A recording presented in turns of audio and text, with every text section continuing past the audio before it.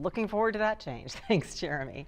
You can get in the holiday spirit by checking out a display of more than 200 Christmas trees with vintage ornaments. Paul Bonmeyer is here with a look at what historic Lecompton is showing off. Welcome to you. I love when you visit every year because it's always something different.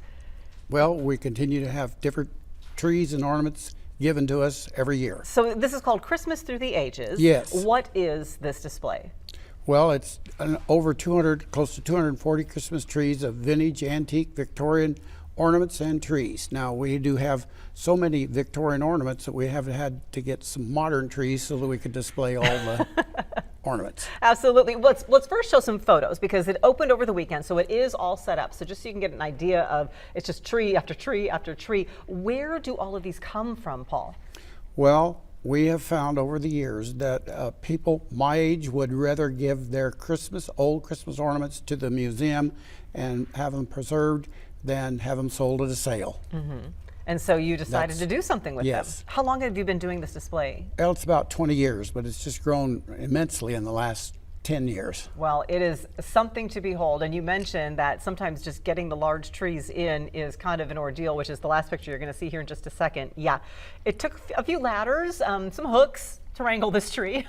Well, this is the only live tree, and they gentlemen, they tie a rope around the butt end. It comes up around the fire escape, goes back to the truck. The truck drives off and pulls it up to the fire escape. And then they twist it around and we put the star on and set it up. This is the largest one we've ever had and we even had to cut a foot off of it because after they put the star on and they set it up, the star was flat against the ceiling. Oh, that is a story in and of itself. You brought some of the display to us, which is why I love this every year. So let's start over on this end if you don't mind. I mean, this kind of looks like the traditional popcorn string. It's not real popcorn though, so I don't get to eat it. No, but it's a unique handmade Christmas corncob Christmas tree. What era would this date back to? Do you think? I or is don't it just know over the that years, it's just over the years that somebody gets creative.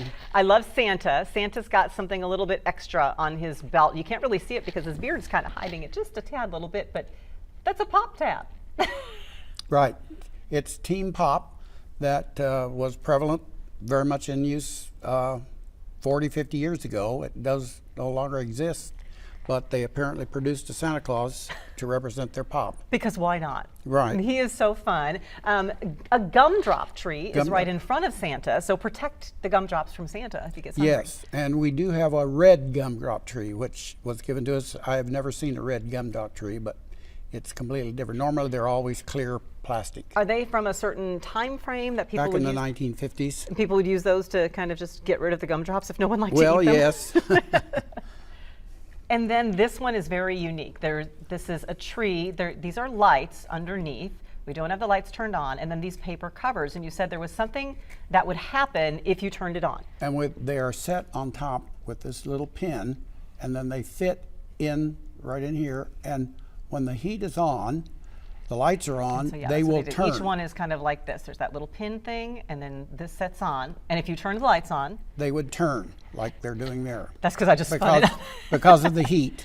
That's amazing. But you said you don't actually plug We it never in. light it because the paper gets pretty hot, and we just don't want to risk the possibility of a fire. We've learned a few things about fire safety since Yes. Victorian times, which is why that candle is kind of right in front on the table. If I could pick that up a little bit. They used to actually put the lit candles on the tree. Right, and that one is weighted at the bottom, so on a real tree it would pull it away from the real tree because that's weighted so that they can hand them on. But there's 3 or 4 different unique ways they would light candles and on trees, but people who we have a lady that's nearly 100 years old, and she says that when they would light their candles at Christmas Eve, they would have plenty of buckets of water sitting around. Of course.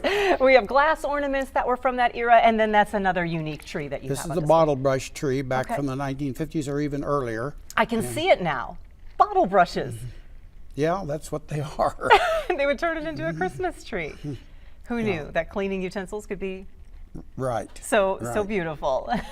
How fun is this to have? Is it free? Do we have to pay to get in? It's free donations, and as we say, you don't have to go to Kansas City to experience a unique Christmas or even New York, because there's nothing like what's on display at the Territorial Capital Museum in Lecompton. And you've got plenty of time to see it. It's going to be on display through January 4th, 10 to 4 Wednesday through Saturday, 1 to 5 on Sundays. The Vespers program is coming up on December 7th as well, all in historic Lecompton, Kansas. Have a piece of pie at Aunt Knitter's while you're there. Okay. That's just my little piece of Good. advice to folks. Paul, thank you so very much. Well, thank you for having us. Well, you know, a lot of us have 401ks.